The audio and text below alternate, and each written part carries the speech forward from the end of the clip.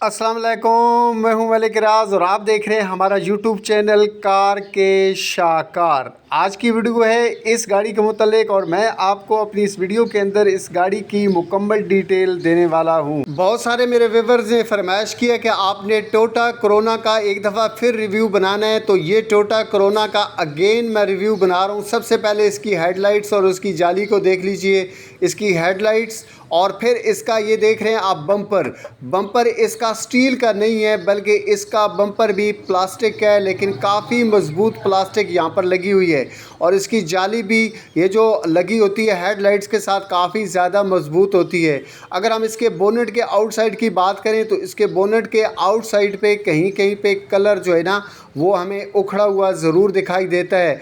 और अगर हम इसकी ओवरऑल बात करें, इसकी यहाँ पर दिखा रहा हूँ मैं आपको कैमरा दूर करके, ये काफ़ी लंबी गाड़ी है, काफ़ी ज़्यादा लंबी गाड़ी। और इसके टायर्स की बात करें तो ये अलार्म वाले टायर इसके साथ लगे हुए हैं, टायर्स के साथ अलार्म ज़रूर मौजूद है। और अगर हम इसके फ्रंट वाले डोर की बात करें, जो ड्राइवर साइड वाला डोर है, तो उसका जो साइड वाला मिरर है वो भी मौजूद नहीं है। तो कुछ चीज़ें इसके साथ मसला है इस गाड़ी में, लेकिन वो आपके सामने है। और इसके अलावा यहाँ पर अगर हम इसके डोर की बात करें तो डोर में कहीं पे आपको रंग में इशू ज़रूर नज़र आएगा। लेकिन अगर हम इसकी बात करें ओवरऑल तो यहाँ पर इसके कलर में भी थोड़ा सा आपको इशू ज़रूर मिलता है। अब मैं आपको इस गाड़ी का इंटीरियर दिखाऊंगा और वो भी बहुत ही क्लियरली दिखाऊंगा। ये करीब करके कैमरा स्पीडोमीटर मैं आपको दिखा रहा हूँ, दूसरे एंगल से भी मैं आपको स्पीडोमीटर दिखाता हूँ।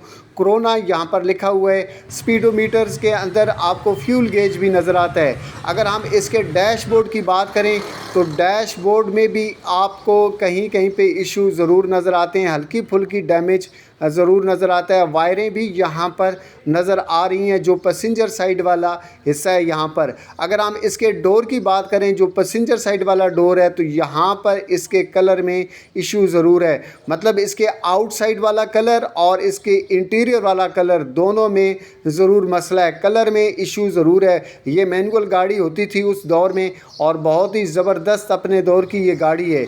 अगर हम इसके क्लच, ब्रेक और रेस की बात करें तो यहाँ पर स्टीयरिंग के नीचे भी इसकी जो वायरें हैं वो प्रॉपरली मैनेज नहीं है, इनको मैनेज करने की ज़रूरत है। लेकिन मेरे कुछ दोस्तों की फरमाइश है कि हमने इस गाड़ी को मॉडिफाई करके यूज़ कर रहे हैं, तो उनके लिए ये गाड़ी बहुत ही ज़बरदस्त है, क्योंकि इसकी डिमांडिंग प्राइस इंतहाई मुनासिब है। अगर हम इसके छत की बात करें तो छत इसका जो है ना 50-50, मतलब कहीं कहीं पे छत में भी इसके इशू नज़र आते हैं। अब मैंने इसका जो है ना पैसेंजर साइड वाला डोर खोला और सबसे पहले मैं आपको इसके डोर के हवाले से बताऊंगा कि यहाँ पर अगर आप इसकी सील की बात करें तो थोड़ी सी इसकी सील डैमेज ज़रूर दिखाई देती है।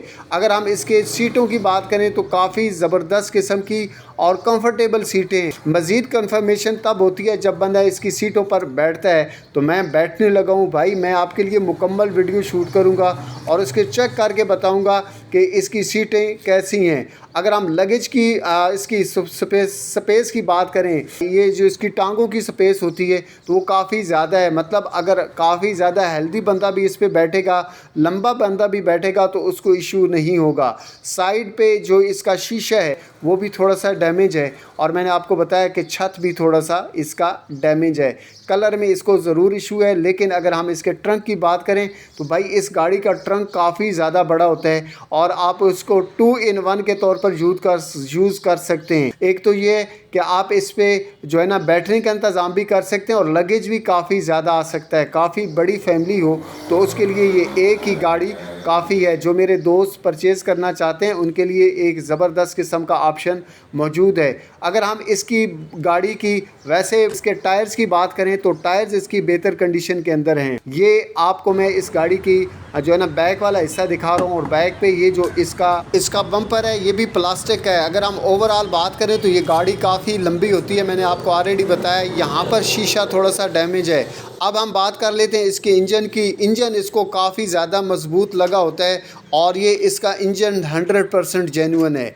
अगर हम इसके इंजन की बात करें तो इंजन इसका जेन्युइन है। अगर हम इसकी डिमांडिंग प्राइस की बात करें तो इसकी डिमांडिंग प्राइस 6 लाख रुपया है। इस्लामाबाद का इसको नंबर लगा हुआ है और ये गाड़ी फॉर सेल है। जो लोग इसको परचेज़ करना चाहते हैं, इसी वीडियो की डिस्क्रिप्शन के अंदर आपको डिटेल मिल जाएगी, आप इस गाड़ी को परचेज़ कर सकते हैं। और इस गाड़ी को अगर हम मैकेनिकली बात करें तो ये बिल्कुल ज़बरदस्त कंडीशन के अंदर है। और मैं आपसे रिक्वेस्ट कर दूंगा कि अगर आपको वीडियो अच्छी लगी है तो वीडियो को लाइक ज़रूर कर दें, चैनल पे नए हैं तो चैनल को सब्सक्राइब कर दें और बेल आइकन को प्रेस कर दें ताकि मेरी आने वाली वीडियोज़ आपको मिलती रहें। आपका बहुत बहुत शुक्रिया।